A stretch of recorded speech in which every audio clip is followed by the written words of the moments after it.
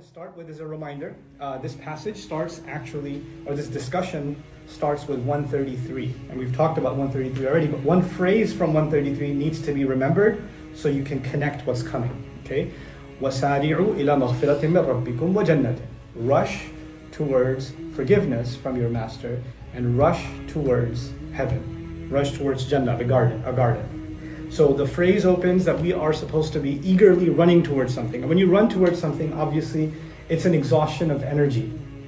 And there's an immediacy, and there's a hurry to get somewhere, right? And the image of someone running towards something is two things. They're running away from something, and they're running towards something. And what they're running towards is worth more than where they are now. So the idea of migrating or leaving your comfort zone is already implied inside of the phrase run towards forgiveness. Like Allah didn't just say seek forgiveness or ask for forgiveness, but He said run towards it. So there's an effort that's already been implied. Now what's coming in this next ayah is, but at the end of that ayah when He describes heaven, He says u'iddat lil muttaqin. It has been prepared for the people of taqwa. So run towards Jannah that's been made for people of taqwa. What that means, simply summarizing the last hour of discussion, is when you're running towards Allah's forgiveness, that is actually proof that you have taqwa. Because when someone makes that effort, that to Allah is evidence that a person like that has taqwa. Now, in the Quran, a lot of times the ayah ends with al-muttaqin, right? Like in beginning of Baqarah is an easy example. ذَلِكَ الْكِتَابُ لَا رَيْبَ فِيهِ هُدًى لِلْمُتَّقِينَ. But what happens is when Allah says people that have taqwa, which is a broad statement, then it is elaborated in the next ayah. So what happens here, because the next ayah begins الَّذِينَ, so al-muttaqeen الَّذِينَ, the way you translate that is the people of taqwa who. So now it's not just the people of taqwa. What does it mean to be the people of taqwa? In this passage it means the description that's coming in 134. So what I'm saying is, what we're learning in 134, how does someone run towards forgiveness? How does someone run towards heaven? How does someone become the kind of muttaqi, the kind of aware of Allah and protecting themselves that is earning Allah's Jannah and earning Allah's forgiveness? How do they become that? Well, one way they become that is by living up to this ayah. Now the other interesting thing about this ayah, as a reminder of muttaqeen, couple of quick things. Muttaqeen means someone who's aware of Allah, cautious in regards to Allah. They're mindful of Allah's presence in their life. Muttaqeen also means the one who protects themselves. Let me put this on mute. So muttaqeen means someone who protects themselves. So a muttaqi is actually self-protective. Like Allah says, وَكَيْفَ تَتَّقُونَ إِن كَفَرْتُمْ يَوْمَ يَجْعَلُ الْوِلْدَانَ شِيبًا. How are you going to protect yourselves on that day? Or فَإِنَّ خَيْرَ الزَّادِ التَّقْوَى. When you go on the journey of Hajj, the best way you can, best precaution you can take is protecting yourself. So take proper precaution to protect yourself. So the meaning of taqwa is actually protecting yourself, which is why it's used for the fire too. Like فَاتَّقُوا النَّارِ, protect yourself from the fire. وَاتَّقُوا يَوْمًا تُرْجَعُونَ فِيهِ إِلَى اللَّهِ, protect yourselves from a day in which you will be returned back to Allah. The reason that's important to remember is Allah has made running towards Jannah for those who run, but they run in a protective way. Because when you're running, you can slip. When you're running towards something, you can slip. So you're running cautiously. You're running, but you're running cautiously. And now Allah is describing how do these people run towards heaven cautiously. The first description of them is الَّذِينَ يُنْفِقُونَ فِي السَّرَّاءِ وَالضَّرَّاءِ. Those, the muttaqeen, who spend when it's easy and spend when it's hard. In ease and in difficulty. فِي السَّرَّاءِ وَالضَّرَّاءِ. Let's go to the Prophet's seerah for a second. Sallallahu alaihi wasallam. I told you these ayat were given after Uhud. So the Muslims have suffered terrible losses. The Prophet ﷺ's uncle has been massacred and brutally mutilated after he's been killed. The Prophet ﷺ has received several injuries. And you have to visualize that as the Prophet ﷺ is reciting these ayat, his face is actually cut plastered. And there's an arrow that went through one side, there's a helmet that jabbed him on the other side, there's a head injury. So his face is bleeding as he's being given these ayat. So when the Sahaba hear these ayat, they're not reading a book. They're looking at the injured face of Rasulullah sallallahu alaihi wasallam. And the thing is, Allah says in this context, after the loss of Uhud, they're back in Medina, and Allah says, the people of taqwa are the ones who spend when it's easy, and they spend when it's difficult, in ease and in difficulty. فِي السَّرَّاءِ وَالضَّرَّاءِ. But after the loss of Uhud, all that we spend has been lost. Many Muslim lives have been lost. armor has been lost, advantage has been lost. The military loss isn't just military loss, it's also economic loss. And it's a catastrophe. Now the thing is, after you spend and you were hoping for victory and it didn't work out, and then you're being told to spend again, right? It's one thing that you spent and then you saw the results and then you're asked, look at the results we accomplished, now let's spend again. No, you spend and things didn't turn out the way that you were hoping, and now you're being asked to spend again. That's a lot harder to do. That's why Allah says they spend in ease and in difficulty. Allah is preparing them that this isn't the end of it. This is actually very much you're in the thick of it now. First thing I told you is it's a great sign of Allah's awareness that you're not concerned with results.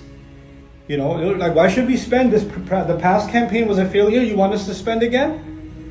Your mindset doesn't work like that, because when you gave to Allah. You didn't give to a military campaign. You didn't give expecting results. Your mindset wasn't some worldly benefit. You understand? So your mindset was entirely different when you gave.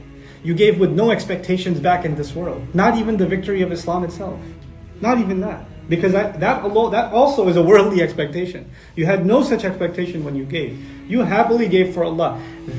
So muttaqeen here, and then this description means you protect yourself from thinking in a worldly way too. So when you give, you've just given to Allah and that's it. Now tell me, when someone is spending when it's difficult, are they able to spend a lot or a little? A little.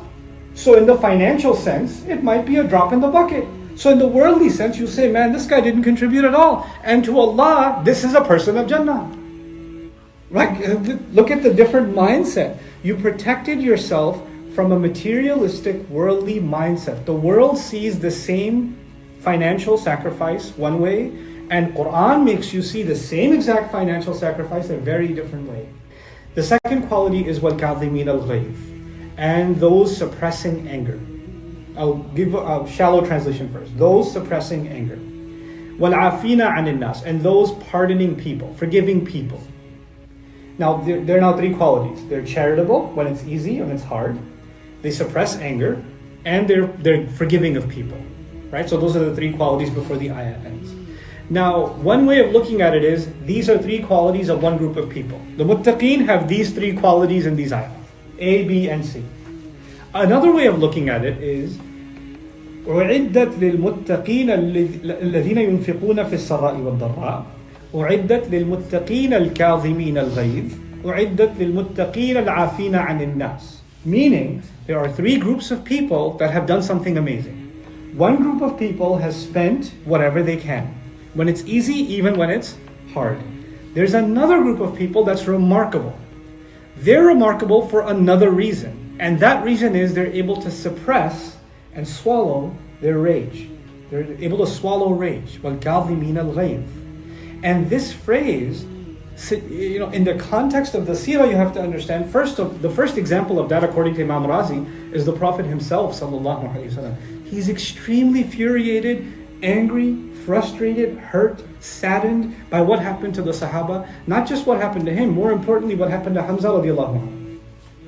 And the words that came out of his mouth I discussed with you before, the kind of frustration that he experienced on the day of Uhud, sallallahu alaihi wasallam. Allah says the first quality, they're able to suppress the anger. They're able to swallow that anger. And that the first demonstration of that was the Prophet himself, sallallahu alaihi wasallam. The second part of this is, we did suffer terrible loss. And it was a result of some archers that left their position. Now everybody else who suffered loss or whose family member got killed, like you come home with not the news of victory, but you come home with the corpse of the father, the brother, the husband, the son, right?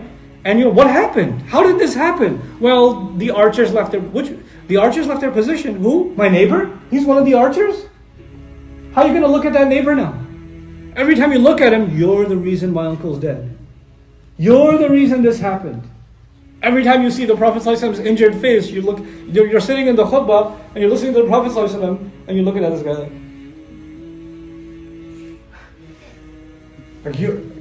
and those people are just sinking in their spots. You understand? Because it's a very difficult position to be, those archers, after this has happened. You understand?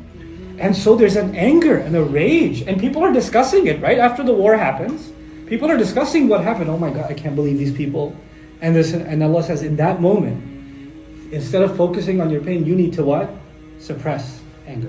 What that means is not only are they able to suppress their anger, they're able to do so not barely, but they put their foot down and really put a lid on themselves. They're able to have self-control. And what the wording of the ayah suggests is Allah made human beings capable of controlling their feelings. So you and I, doesn't matter who we are, we don't get to say, I had no control over my emotions. I lost it. No, we didn't lose it. Because Allah made us capable of what? Qadmul ghayth. He made us capable of suppression or control. Now, but then again, I didn't answer the harder question, which is, well, how are you supposed to suppress anger? There's a legitimate anger. Even the Prophet ﷺ felt angry, So the way to understand this problem, first, let's look at the word anger that Allah has used in this ayah. Let's look at it a little bit deeper. Then we'll look at the word suppression, qadhim. We'll look at that a little bit deeper, and we'll put those two things together and try to figure out what we can get from this ayah about our anger, about how we can live this ayah and run towards Jannah by controlling our anger. Right? Because at the end of the day, what is this connected to? Protecting yourself, muttaqeen, the people of taqwa who control their anger, who suppress their anger, which means if we can do this, we're actually preparing ourselves from Jannah.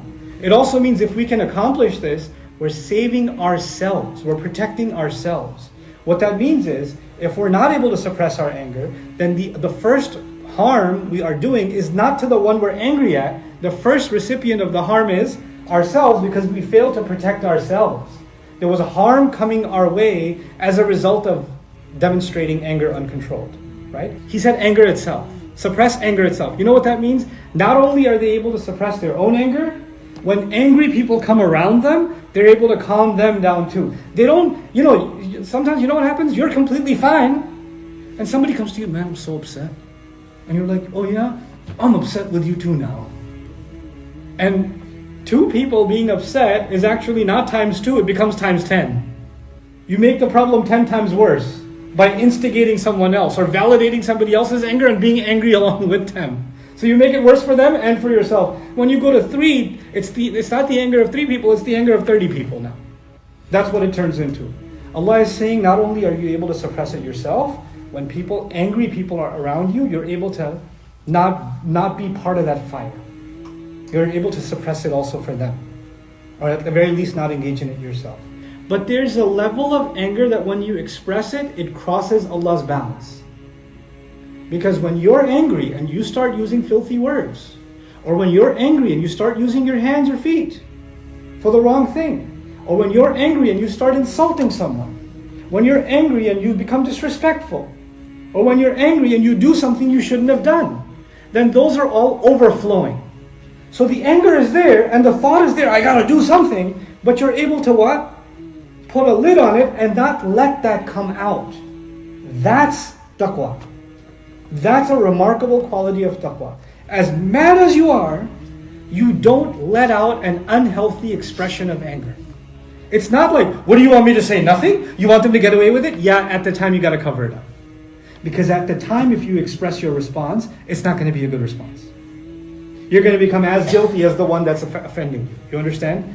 You got to let yourself come to a calmer state and then respond and say, hey, here's what was upsetting to me. They're able to do that. They're able to not react impulsively because of their frustration, because of that enraging heat inside of them. It's like contain that heat before it boils over and spills over and creates chaos. That's the imagery of al-kadhimin al-ghayth. And that's a pretty difficult thing to pull off. But look at the continuity. The first thing was they're charitable, right?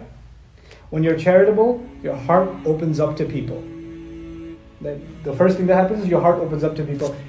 Becoming charitable means you're concerned about the well-being of others. The more you become concerned about the well-being of others, the less you are consumed with yourself. And when you're less consumed with yourself, then you're able to suppress something like anger. Because anger comes from where? Some offense that happened to you. Some hurt that happened to you. You're better able to control it. So actually the first is leading in a way to the second too. Even though they're separate qualities, there's a continuity too. So they spend, they're charitable, and then they're able to suppress anger. Now comes the hard part. وَالْعَافِينَ عَنِ النَّاسِ. The third group of people, or the next step, not only are they able to suppress rage, they pardon people. They pardon people, right? Like those footsteps that got erased by the sand. That's the etymology of the word, right? So it's gone. You can't retrace. In other words, here's the practical side of it. If you do this for someone, if you decide to forgive your mother or your brother or your sister or your husband or your wife or whoever, you decide to forgive someone, then you can't bring up what they did and say, you remember when I forgave you? You remember when I forgave you? I'm so generous to you that I even forgave this and I even forgave that. And that actually means you didn't forgive. Because when you forgive, the Arabic meaning of the word forgiveness actually literally has to do with covering or erasing. Covering or erasing. And this is not, I'm giving you the example of family. The forgiveness within family is talked about in Surah Al-Taghabun. 3 words are used in sequence. وَإِن تَعْفُوا وَتَصْفَحُوا وَتَغْفِرُوا فَإِنَّ اللَّهَ غَفُورٌ رَحِيمٌ. Allah says about your spouses and your children, there can be enemies among them. They can create so much problem for you that they can become an enemy. What that means is they start taking you away from your religion. They start making you into a bad person. They start calling you towards haram. Your love for them is now challenging. It's either love for them or love for Allah. You have to pick one. That's a huge trial to be in. And at that time, you can become so angry at them because they're acting like abusive towards you. And, and they're becoming an enemy to your religion. That can happen. And if that happens, what does Allah say? وَإِن تَعْفُوا. And even in that case, if you can just cover up whatever offenses there are. Just cover it up. Meaning, if you're able to overlook past mistakes and they're making reform, this is not about continuous abusers. If they're making their changes, and if you cover up, number one. وَتَصْفَحُ is a remarkable word. And he says, then turn the page. Now, there's one thing that something's on a piece of paper, you erased it. It was written in pencil. You erased it. Then you did what? You turned the page. Now, turn the page means you can't see it anymore. They can't see it anymore.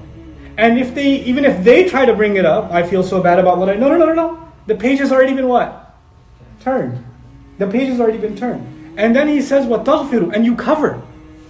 And literally, taghfiru means cover. What that means is if other people try to bring it up, you cover it up and say, we're not talking about that. That's over with. I don't know what you're talking about, because it's erased. And I'm not even on that page. And we're never going to bring this up again, because you're going to cover it up. وَتَغْفِرُ. Then Allah is forgiving. فَإِنَّ اللَّهَ غَفُورٌ رَحِيمٌ. So he says, this second quality, the first quality being those who spend when it's easy, when it's hard. The second quality being they're able to suppress the unruly parts of their anger. They're able to control rage. Not just their own, but even those around. They don't get riled up by what's going on around them. Okay? They don't react to other people. There's 2 kinds of rage, by the way, I forgot to mention. There's rage that's inside of you, and there's rage that other people instigate into you. So you could be on your own, sitting in your living room, and there's a fire burning inside your head. There's that kind of rage. And then you were completely fine until you talk to a couple of people and you're like, what? Right? And al-ghayth kind of covers both. You on your own are able to suppress, and you don't get instigated by others. You don't get fired up because you had conversations with others. Because Allah says in the Quran, فَلْيَعْفُوا وَلْيَصْفَحُوا وَلَا تُحِبُّونَ أَنْ يَغْفِرَ اللَّهُ لَكُمْ. They should pardon. They should turn the page. Wouldn't you love Allah would forgive you? Wallahu yuhibbul muhsinin is even better than the ayah before. The ayah before offered heaven. Now Allah offers something way bigger than heaven. He offers not just the title of muttaqeen, He offers the title of al-muhsinin, those who do their very best, the excellent ones. And then on top of that, He doesn't just say He rewards them or He will forgive them. He says He loves them. And Allah, in fact, He loves al-muhsinin. Wallahu yuhibbul muhsinin. That's what you get out of this. There's a very powerful spiritual incentive that Allah put inside of this mindset. وَالْكَاظِمِينَ الْغَيْظَ وَالْعَافِينَ عَنِ النَّاسِ وَاللَّهُ يُحِبُّ الْمُحْسِنِينَ. Look at the logical continuity and I'll wrap up. The first thing was, they are charitable. When you're charitable, it opens up your heart. It softens your heart to the plight of other people. As a result of that, you have better control over things that make your heart hard. Like what? Like anger. So even though you have anger, it never goes out of control. The rage doesn't take over you because you do something that keeps softening your heart. The thing is, you and I are watching, in the media, we're addicted to watching terrible news all the time that hardens our hearts. And we're addicted to consuming the world of social media commentary. We're addicted to consuming videos and memes and things. It's either making fun of people or insulting someone or criticizing someone, people talking against others. That's all we're doing, is pointing at other human beings' flaws or making fun of them. That's all we're doing constantly. Or we're enraged about someone or something. There's rage, there's condescension, there's arrogance. All these things that our eyes experience, but the effect isn't just on our eyes or our ears. The effect is straight onto a hardened heart. And that hardened heart is less and less charitable, and it's less and less capable of forgiving. Less and less capable of suppressing anger. By the way, if someone is not able to control their anger, the third one is impossible, isn't it? Forgetting something that happened? No way. How do you want me to forget that? You want me to let that go? No. I won't let that go.